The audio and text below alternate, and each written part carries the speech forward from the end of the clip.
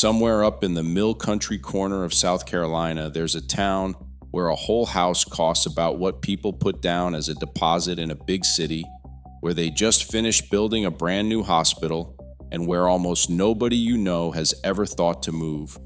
Hold that town in your head, because it's number one, the rarest thing in American retirement. A place that's genuinely cheap and doesn't ask you to give up your health to live there. Now here's what the brochures leave out. Everybody's retiring to South Carolina. It's been one of the most popular states in the country to move to for years. And yet it's full of whole towns sitting half empty, homes you can still buy for under $200,000, a great many under $150,000, some near $100,000, while the typical American home now costs more than $300,000. So we're counting down 40 of them, the most affordable, most overlooked little towns in South Carolina, ranked by how much you get for how little and how small the catch is once you're standing there. Everyone has a catch, and I'll tell you all 40. And if you make it to number one, you'll see why it barely has one at all. So let's start down in the Lowcountry, where the water is everywhere and the prices are the kind of thing you have to read twice. And they only get cheaper from here. Somewhere in the middle of this list is a house you can buy for under $90,000, and I'll show you exactly where. Number 40 is Branchville. Little Branchville in Orangeburg County quietly holds a genuine world record. It's home to the oldest railroad junction on the planet, the exact spot where, back in 1828, one of the first steam railroads in America split into two lines. Then the passenger service stopped, the depot became a museum, and Branchville just kept getting quieter. You can still buy a house here for around $119,000, and the nearest real hospital is a half hour off in Orangeburg. Number 39 is St. George, a Dorchester County railroad town famous for exactly one thing: grits. It throws a World Grits Festival every spring, and locals swear this stretch of South Carolina eats more grits per person than anywhere on earth. A typical home runs about $124,000, the population has shrunk for 25 years, and Charleston, with its jobs and its big hospital, is the better part of an hour southeast. Number 38 is St. Matthews, a tiny Calhoun County seat whose biggest day of the year is a spring festival for the purple martin, the little bird that roosts here by the thousands. A house goes for about $174,000, and Columbia's full hospital is 40 minutes off, which on this list makes it one of the lucky ones. Number 37 is Ellery, and here's a single number that tells its whole story. It's lost roughly a quarter of its people since the year 2000. The motto painted downtown is "Home I Love," and fewer people mean it every census. It's a pretty well-kept main street near Lake Marion, homes around 200,000, exactly the kind of place a young person leaves in a hurry and a retiree could happily disappear into. Number 36 is Somerton, a sleepy Clarendon County town 8 miles off Lake Marion that holds a piece of American history almost nobody connects to it. Somerton is where Briggs versus Elliott began, the first of the 5 lawsuits folded into Brown versus Board of Education, the case that ended school segregation in this country, and the old schoolhouses here are now part of a national park. The town has shrunk by about a quarter since 2000, a home cost near $200,000, and its economy went quiet long ago. Number 35 is Andrews, and Andrews used to be somebody. In the 1920s, this railroad and lumber town on the Georgetown County line was reported to be one of the fastest growing towns in the whole United States for its age, booming on the Seaboard Railroad and the Atlantic Coast Lumber Company. Then the railroad pulled back, the lumber plant shut in 1932, and Andrews has been shrinking almost every year since. You can buy in today for around $135,000. But there's a hard part. Andrews is about the most medically stranded town on the whole list. The nearest top-level trauma center in Charleston is well over an hour away. Cheap and quiet, but a long way from help if you ever need it fast. One thing, and then I'll leave it alone. All the digging behind this channel the real prices, the tax traps, the hospital drive times for towns like these is written down in a guide and a calculator called the South Carolina Reality Check, over at the link below. If you want it, it's there, and that's all I'll say about it. Number 34 is Santee, and this is where the trade starts to tilt back in your favor. Santee sits right on Lake Marion, one of the 50 largest lakes in the country, with golf courses stacked around it and the interstate crossing the water at the edge of town. A home near the water runs about $210,000. The trade-off is that Santee is tiny, under 800 people once the tourists go home, living off seasonal traffic on Interstate 95, so the year-round services are thin. But lakefront and golf at that price is the exact thing people chase all the way to Florida and pay triple for. That's the Lowcountry. Now point the car north and inland, because the Pee Dee is where these prices really fall through the floor, and where two of these towns just lost the one thing every retiree swears they'll never live without. Number 33 is McBee, which is what happens when the railroad that made you decides it's finished with you. This little Chesterfield County town was built on the rail lines, and they've been torn up over the years, one dismantled as recently as 2024. What's left is peach country and homes around $103,000, with fewer than 800 people. The one bright side, McBee is closer to a big city hospital in Columbia than almost anywhere else will stop today.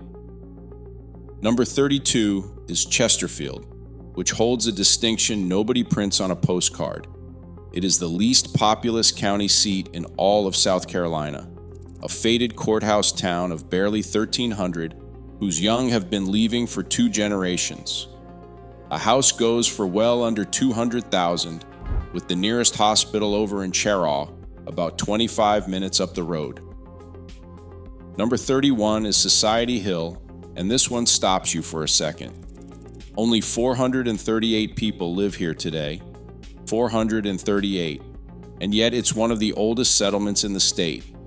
Welsh Baptists put down roots in 1736. It opened one of the first lending libraries in South Carolina in 1812, and it raised James Lead Coker, who founded the Sunoco Packaging Company and Coker University. Sitting on the Great Pee Dee, it was once a real center of commerce and learning. Then the rivers stopped mattering, the trade moved off to Cheraw and Hartsville, and the grand old houses emptied out. You can buy into all that history for around $107,000 now, if you can find a house for sale at all, with the nearest hospital 25 minutes off in Hartsville. Number 30 is Timmonsville, and it will show you just how tight money gets in a small South Carolina town. A few years back, this Florence County town of about 2,000 ran so short of cash, it disbanded its own police department. That was 2012. They brought the force back later, but the lesson stuck. And yet Honda builds all-terrain vehicles at a plant right here, so it is not without work. You can buy in for about $129,000, and a full hospital in Florence is only 15 minutes away.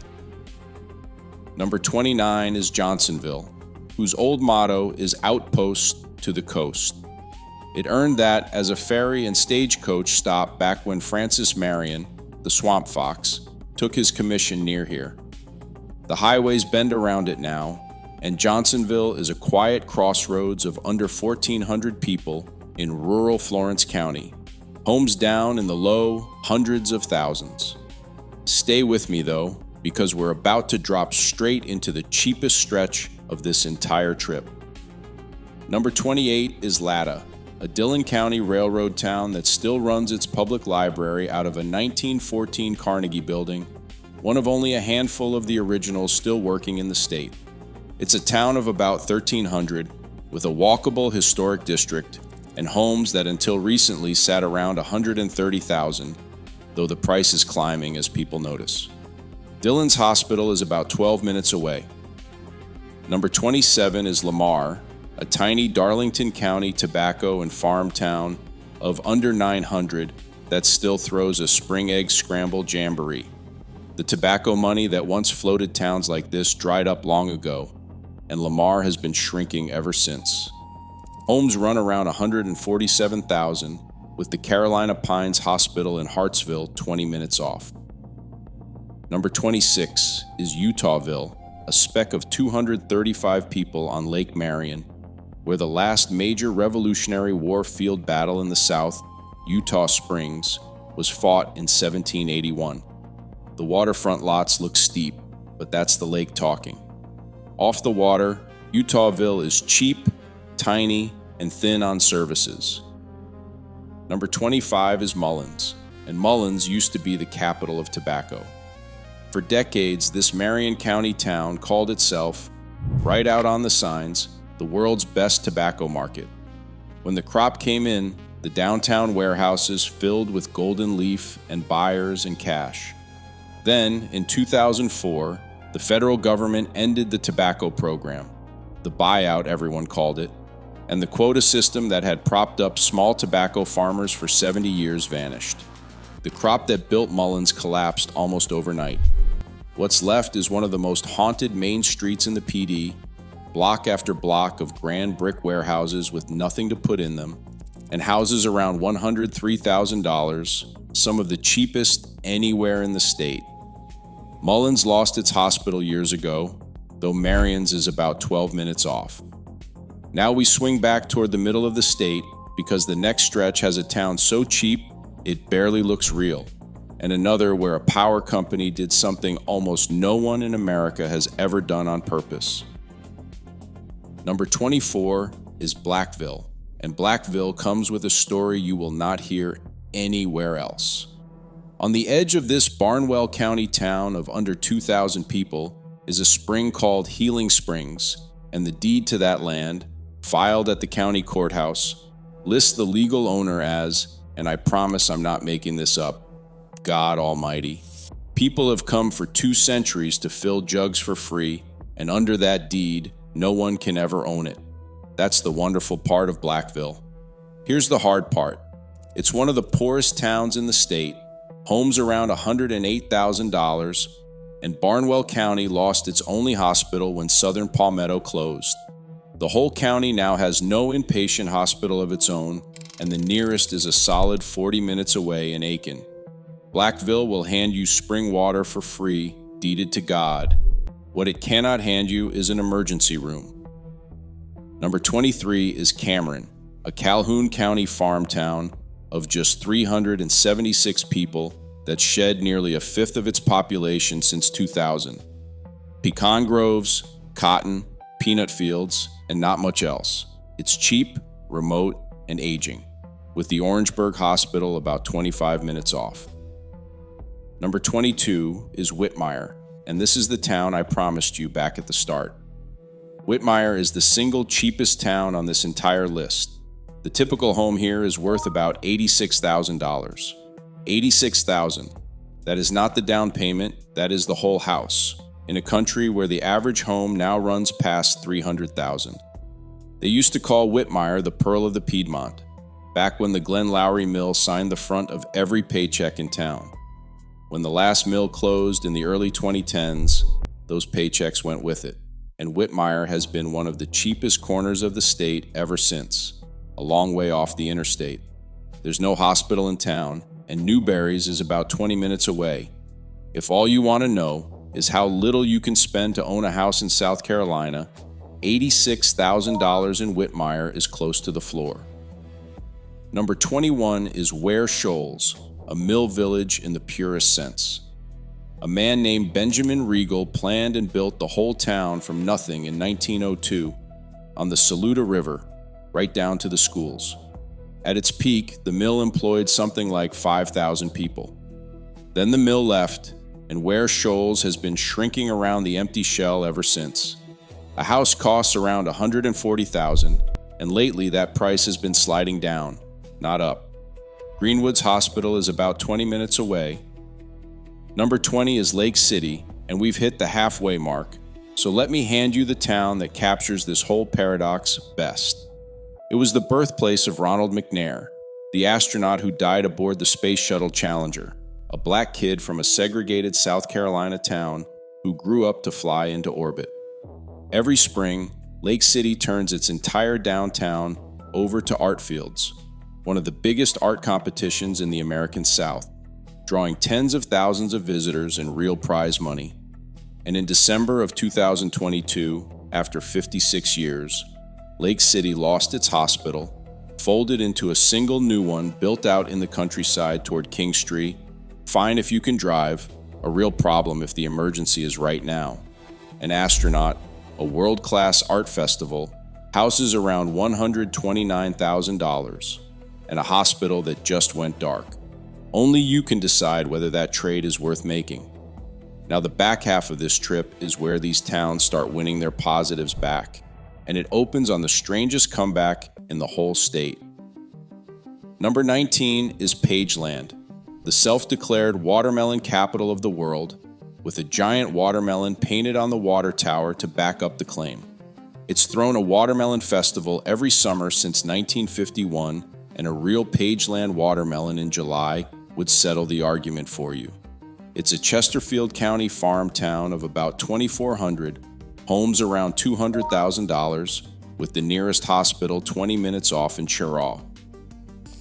Number 18 is Holly Hill, a sleepy Orangeburg County crossroads of about 1,300 that somehow produced both Frank Culbertson, the astronaut who commanded the International Space Station, and Brett Gardner, the longtime Yankees outfielder.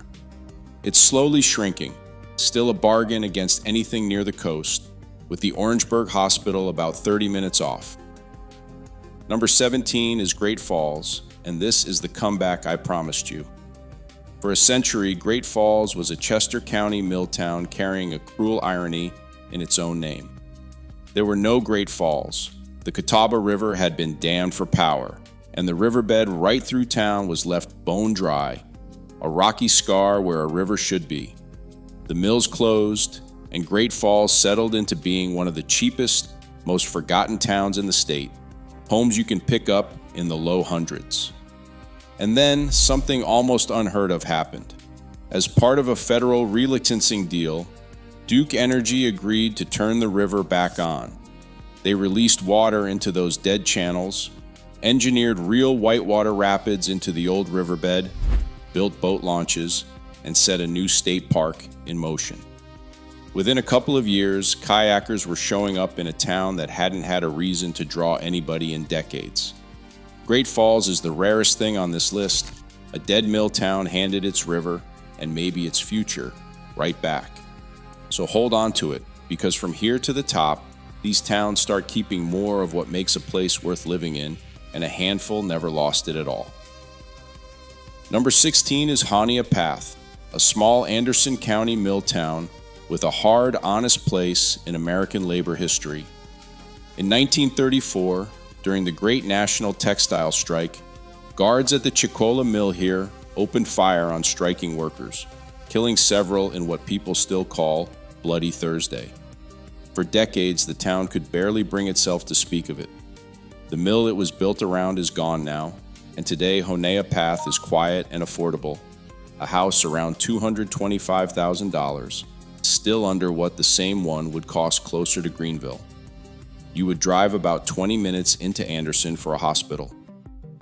Number 15 is 96. And no, that's not a mistake. That's the town's actual name, spelled out like the number.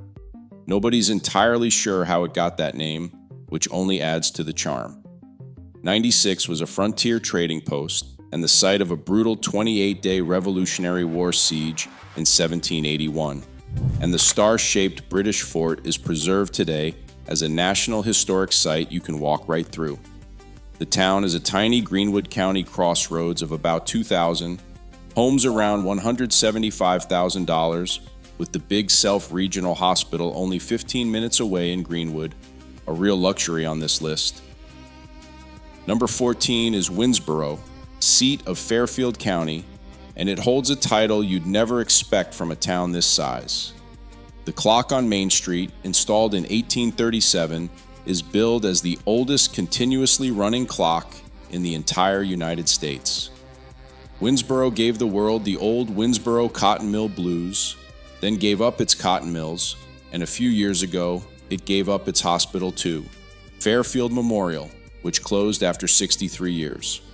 What's left is a freestanding emergency room with no beds, so anything serious means a drive to Columbia, about 40 minutes south. A house here costs around $167,000, and that 1837 clock is still keeping perfect time. Number 13 is Ridge Spring, barely a town at all, just 579 people. But this tiny dot in Saluda County sits at the heart of what locals call the Ridge, the sandy belt of orchards that grows something like 60% of all the peaches in South Carolina. In season, the whole area smells like it. A house here goes for about $160,000. There's no hospital, but Aiken is about 30 minutes away. It's peach stand, front porch, screen door country, about as cheap as South Carolina gets. Number 12 is Johnston, right up the road, and it settles the peach argument the only way a proud little town can. It printed Peach Capital of the World on the welcome sign and dared anybody to argue. Georgia may own the nickname, but this stretch of the Ridge grows the fruit to back it up. It's a farm town of about 2,000, a house around $153,000, Aiken and its hospital about 25 minutes off. And that's the last of the middle of this list, because we're into the top 10 now, where the towns that somehow kept everything start to appear, still cheap and still holding on to what makes a place worth living in. Number 11 is Saluda, seat of the county that shares its name, and it hides a surprising thread of history. Two of the men who died at the Alamo, William Barrett Travis and James Bonham, both came from right around here. Today, Saluda is a quiet, entirely rural county seat of about 3,000, with a restored old theater on the square and homes around $165,000. There's no hospital in the county at all. Aiken or Lexington, each about 40 minutes out, is the nearest care. Number 10 is Edgefield, and for such a small place, it has produced a staggering amount of history. This county seat calls itself the home of 10 governors, and it's barely exaggerating. It was also a famous center of stoneware pottery, including the astonishing work of an enslaved potter known as Dave, who signed and dated his own pots at a time when it was against the law for him to read or write. Today, Edgefield is a handsome courthouse square of about 2,300, homes around $220,000, its economy leaning on the federal prison just outside town, with the nearest hospital in Aiken about half an hour off. Number 9 is Cheraw, and Cheraw is where this whole list turns the corner for good.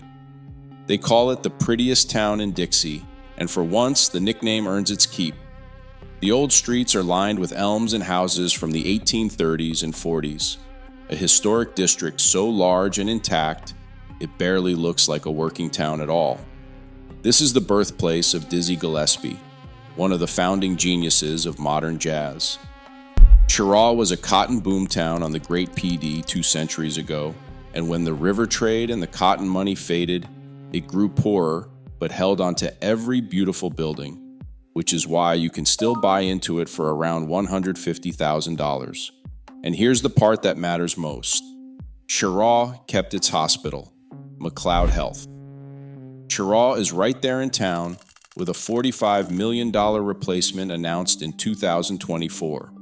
Beautiful, historic, affordable, and it never once lost its emergency room. From here to number 1, that combination is the whole game, so let's go find the best of them. Number 8 is Walhalla, and we're up in the Blue Ridge foothills now, the far northwestern corner of the state. German settlers founded it in the 1850s and named it after the Hall of the Gods in Norse legend. It's the seat of Oconee County, ringed by waterfalls and mountain lakes, and the strange, unfinished Stump House Railroad Tunnel. This is genuine mountain South Carolina, and at around $236,000, it's the priciest town we've stopped in yet, which tells you the secret is getting out. The nearest hospital is 10 minutes down the mountain in Seneca. Number 7 is Gaffney, and you've almost certainly seen it without knowing it. That giant peach-shaped water tower off Interstate 85 The one all over House of Cards, that's the Peachoid, and this is its hometown. Gaffney is the peach capital of South Carolina, the hometown of actress Andie MacDowell, and a real working little city of about 13,000 in Cherokee County. Textiles carried it until the 1980s, and when the interstate pulled the shops out to the highway, the old downtown thinned out, which is why homes still run around $190,000. But Gaffney kept its hospital, Cherokee Medical Center, right in town, with a level 1 trauma center in Spartanburg, only about half an hour away. And now we're down to the final handful, the towns that come closest to pulling off the thing everyone says can't be done, genuinely cheap and genuinely covered, both at once. Number 6 is Manning, seat of Clarendon County and the gateway into Santee Cooper Country and Lake Marion. It's an easygoing, tree-shaded county seat right on Interstate 95, already quietly pulling in retirees who want the lake without the coastal price. A home runs about $207,000, and Manning kept McLeod Health Clarendon, a full hospital, right in town, with Columbia and its trauma center about 50 minutes north. Lake access, the interstate, and a hospital of its own, all in one small, affordable town. Number 5 is Abbeville, and if you care about a beautiful old downtown, Abbeville may hold the best preserved town square in the state. It's built around a real 1800s opera house that still stages shows, anchoring a National Register historic district.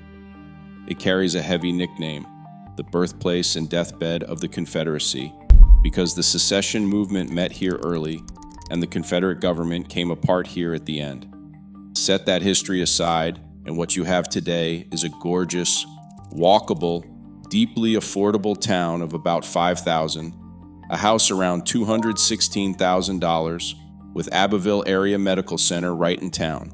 It sits remote out in the far southwest, and that remoteness is really its only catch. Number 4 is Walterboro, the front porch of the Lowcountry, and it may quietly be the smartest buy on this whole list.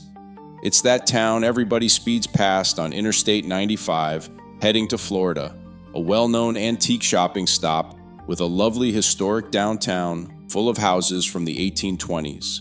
And during the Second World War, more than 500 Tuskegee airmen trained at the airfield right here. It grew up as a highway waypoint rather than a job center, which is why even now you can buy a home for around $200,000, sometimes less. And here's why it may be the sharpest pick of all 40. Walterboro has a full hospital, Colleton Medical Center, right in town, and sits only about 45 minutes from Charleston, putting you within reach of one of the finest hospital systems in the South at small-town prices, and it never gave up a thing to get there. Number 3 is Clinton, a Lawrence County town with a secret weapon most small towns would love to have. It has a living college. Presbyterian College has anchored Clinton for well over a century, and a college keeps young people around, fills the coffee shops, and keeps the place from ever fully emptying out. Clinton has known real hardship. Both of its cotton mills closed in 2001. But here's what pushes it this high. The college still anchors it, a full hospital, Prisma Health Lawrence County, still sits right in town, and the typical house still costs around $154,000. College town life and real medicine in a place this cheap is a rare thing. Number 2 is Newberry, and Newberry is almost ridiculous for the money. A town of about 10,000 people, an hour from Columbia, where the typical home costs around $155,000. And sitting right in the middle of it is the Newberry Opera House, a magnificently restored 1882 theater that pulls national touring acts, real music and comedy and Broadway shows to a town most of America has never heard of. You can watch a touring performer at night and own a whole house for about the price of a modest new car. Newberry was a textile hub whose mills faded, and being tucked well inland is exactly what keeps it this cheap. But it held on to its culture, and it held on to Newberry County Memorial Hospital, right in the city. Cheap houses, a national caliber opera house, and a hospital of its own. Newberry is very nearly the whole package. There's only one town in the state that does it even a little bit better, and it's the one I described at the very start. Number 1 is Union. Remember the town from the very start? The one where a whole house costs about what people put down as a deposit somewhere else, and they just finished building a brand new hospital? This is it. Union sits in a quiet, rolling mill country corner. The interstates mostly went around. Like so many towns we have driven through today, it was built on textiles, and like all of them, it watched that industry pack up and leave. And it has spent years fighting to replace what walked out the door. That long struggle is exactly why the typical home in Union costs around $143,000 today, which in a good part of this country would not even cover the down payment. In a real town of more than 8,000 people, with a walkable downtown, a University of South Carolina campus right in it, and a Carnegie Library that was named the best small library in America back in 2009. So it is genuinely cheap, with a college and a real downtown. But here's what lands it at number 1, the very thing almost every other town on this list had to ask you to give up. In 2025, Union opened a brand new hospital, Union Medical Center, built by Spartanburg Regional, right in town, with a level 1 trauma center in Spartanburg, only about 35 minutes away. Think back over the towns we just drove through, where the deal was always, sure, the house is dirt cheap, but the hospital closed, or the emergency room is an hour off. Every other town on this list asked you to trade something real away to live there. Union asked you to trade almost nothing. A cheap house, a real downtown, a college in the middle of it, and a hospital that opened its doors only last year. That is the single rarest thing in American retirement, and it has been sitting quietly up in the corner of South Carolina the whole time, waiting for somebody to notice. So there they are. 40 of the most affordable, most overlooked little towns in South Carolina, from an $86,000 house in Whitmire up to a brand new hospital in Union. The real question this leaves you with is which trade you'd actually make, the lake or the hospital, the beautiful old square or the short drive to the emergency room. So tell me in the comments, which of these 40 would you genuinely pack the car for tomorrow, and which one did I rank far too low? And if you want the exact other end of all this, the South Carolina towns where the prices are anything but cheap and the growth is spiraling out of control, that one's on the screen right now.